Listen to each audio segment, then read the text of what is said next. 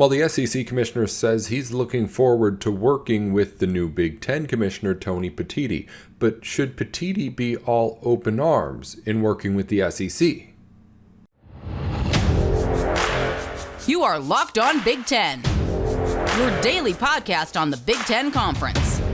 Part of the Locked On Podcast Network. Your team every day.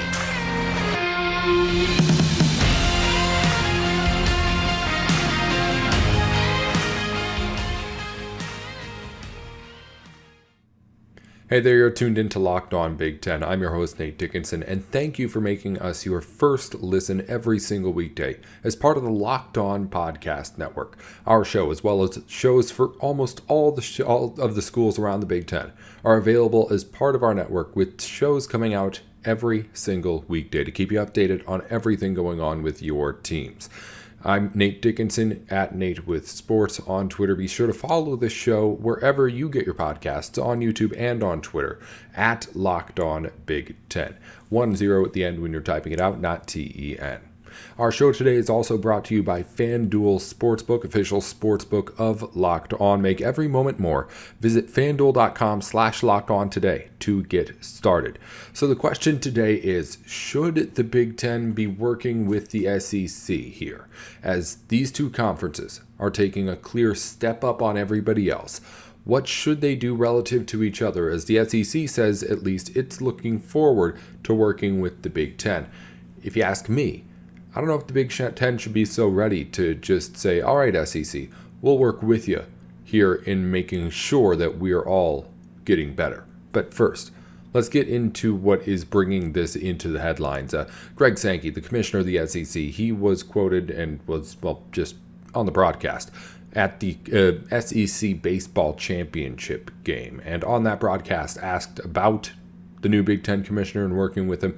And I want to be very clear here. He wasn't just saying that, hey, I want to work actively with the Big Ten as we get into expansion talks or anything like that, or anything near that specific.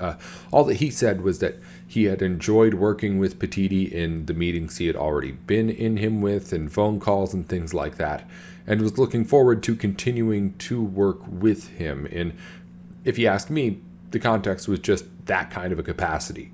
In the fact that, hey, I'm a commissioner, he's the commissioner, we're going to be working together.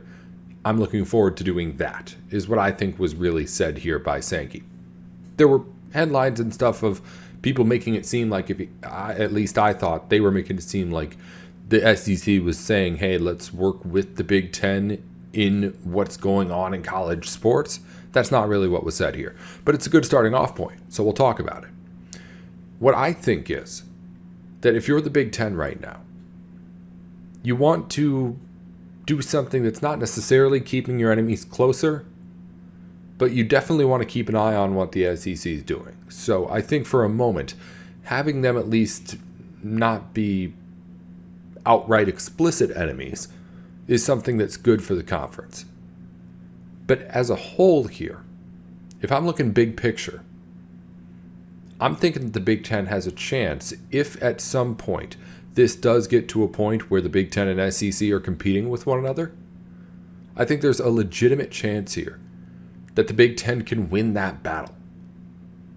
And if that's what it's going to get to at some point, then you have to always be thinking about what you're doing independently of the SEC.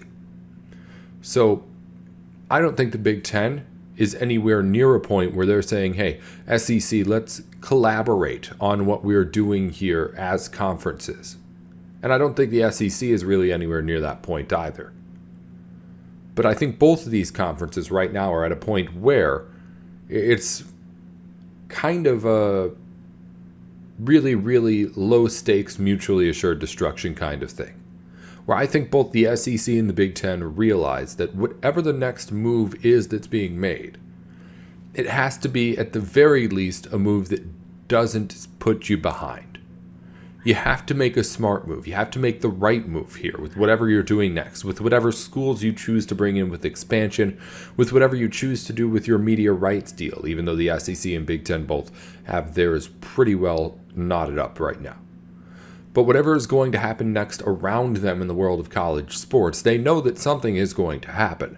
And somebody is going to have to make the next move as far as bringing more schools in, or choosing not to bring more schools in and letting these conferences or put together some sort of giant conference beneath these two teams, or beneath these two giants in the SEC and the Big Ten.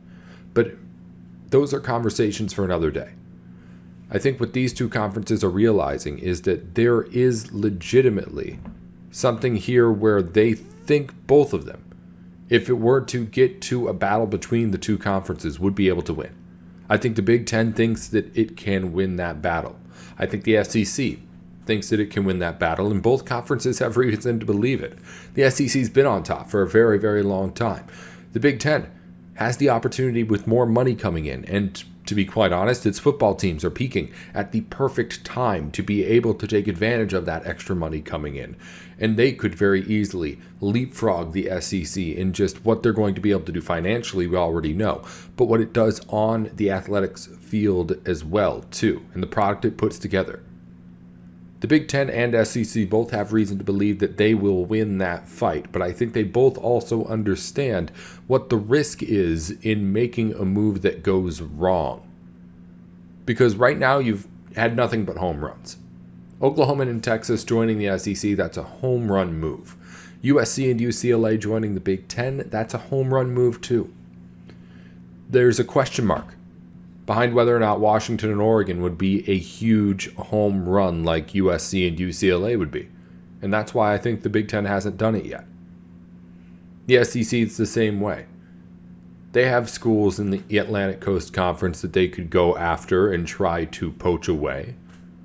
But there hasn't been that movement yet. We're at a bit of a standoff right now, it seems. And I really, really do think that these kind of statements, where people are saying, I'm looking forward to working with the guys, you understand that you say it because, in this case, Greg Sankey, what's he going to say? Hey, I don't want to work with Tony Petitti. I mean, yeah, they're going to be a part of each other's lives.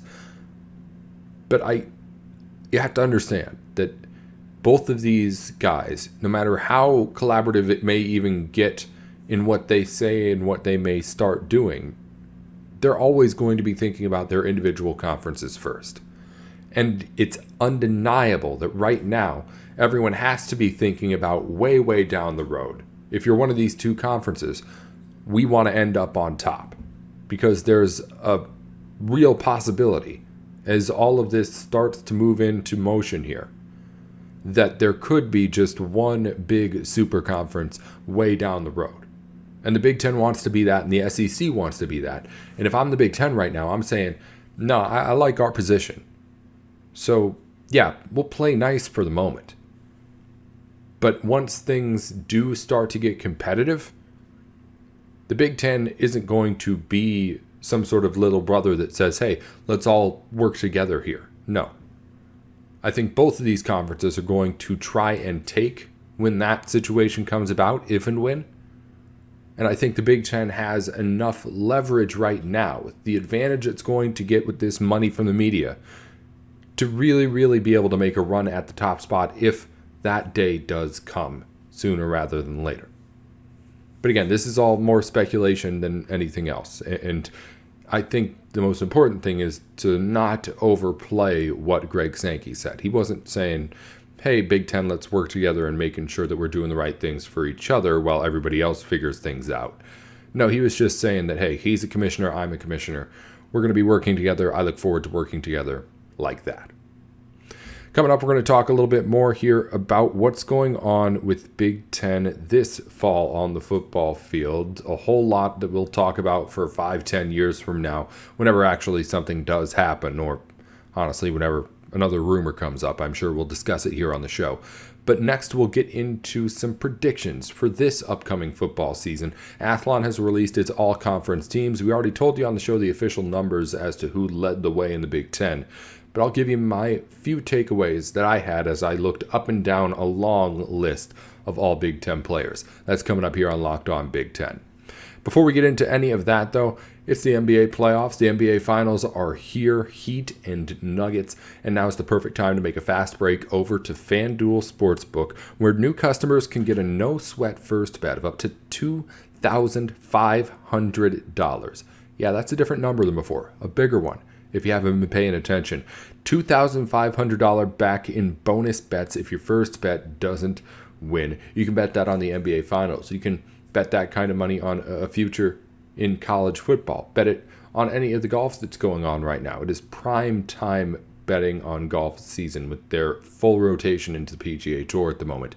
Any sports that you want to bet on, you can do it over at FanDuel. And if you head it over to FanDuel.com/lockedon, FanDuel.com/lockedon, you can get that no sweat first bet of up to $2,500. Again, FanDuel.com/lockedon.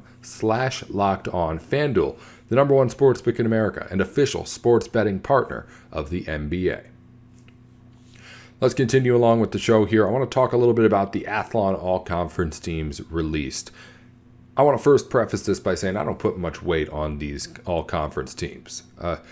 There's plenty of these kind of predictions that come out, and out of all of them, Athlon is the one that makes it most obvious, at least to me, just by the pure numbers, that it is trying to make itself aggregated, make itself put out across the Big Ten here.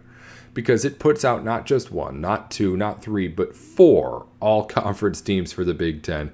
And that's not just simply offenses and defenses. For instance, the first team all-offense has 13 players on it. They have like all-purpose back position on top of all of the normal positions that we know. So the big point here is to get a whole lot of names from a whole lot of different schools out there so that all of the podcasts, like this one and a whole bunch of other ones and blogs and things, end up talking about it. And it works. We're going to talk about it here.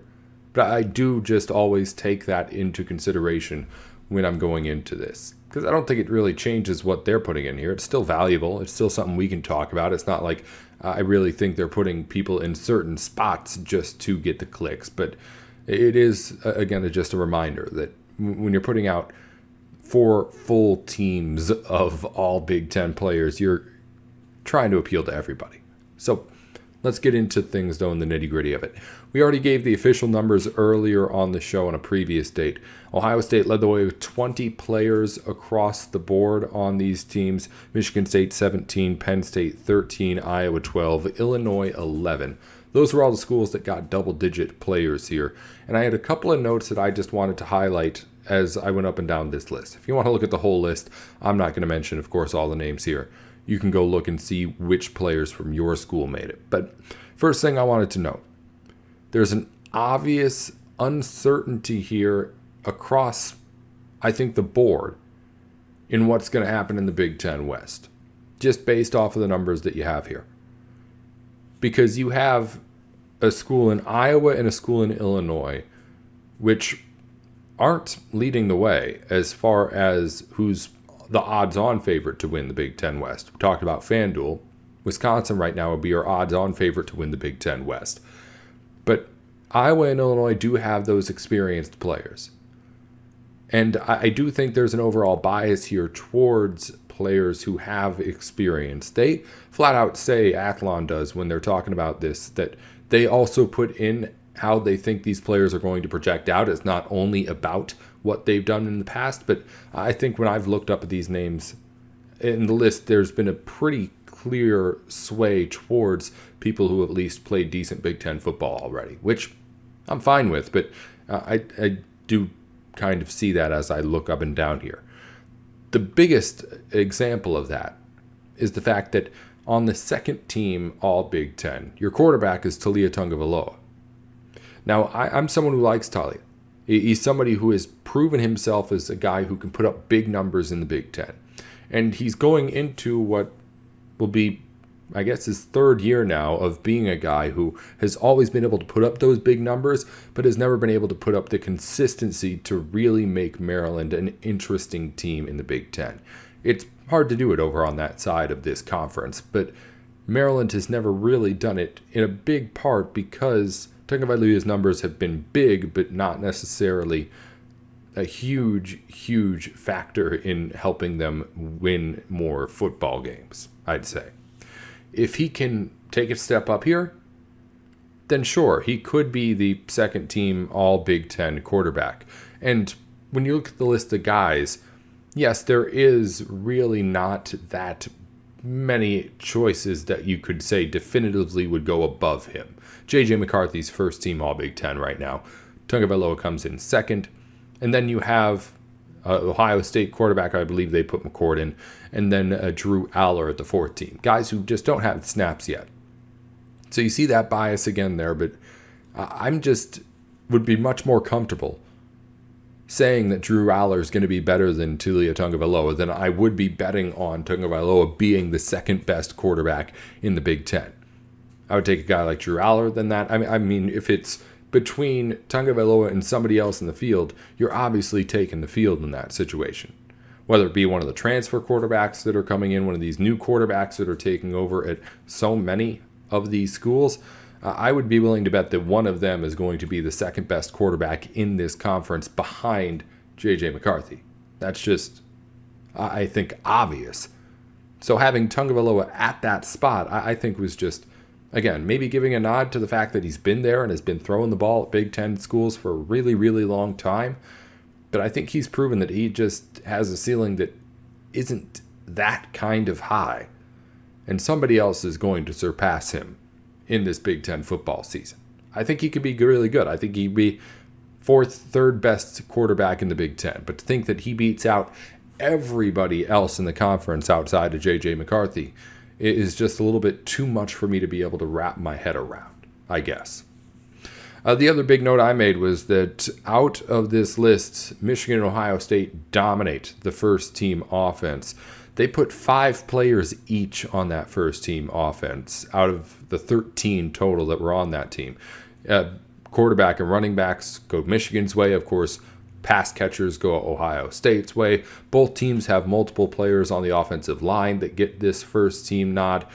It's a dominant offensive talent showing at both of those two schools, and Athlon's sending the message that, at least in their eyes, they think that those two schools are a very good deal of a step above everybody else in the Big Ten as far as offensive talent.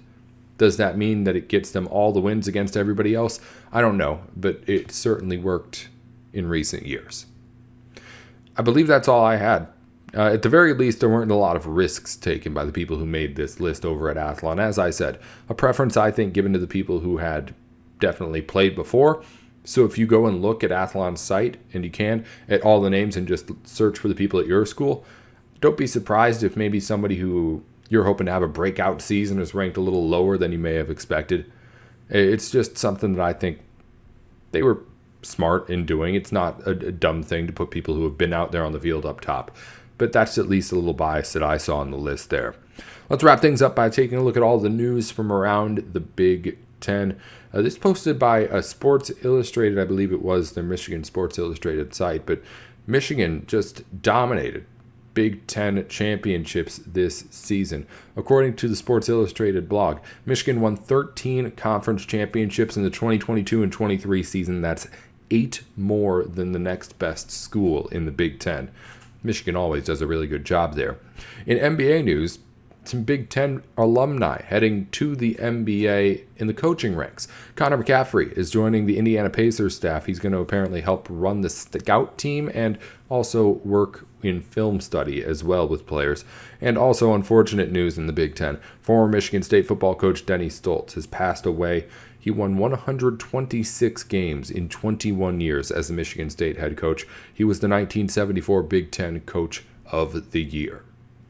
That'll do it here for Locked On Big Ten today. We're going to continue with everything you need to know on what's going on in the Big Ten next time here on the show. Until then, be sure to follow us on Twitter at Locked On Big Ten 10 when you're typing it out at the end, not TEN. It's the same wherever you want to find us on your podcast apps and on YouTube too.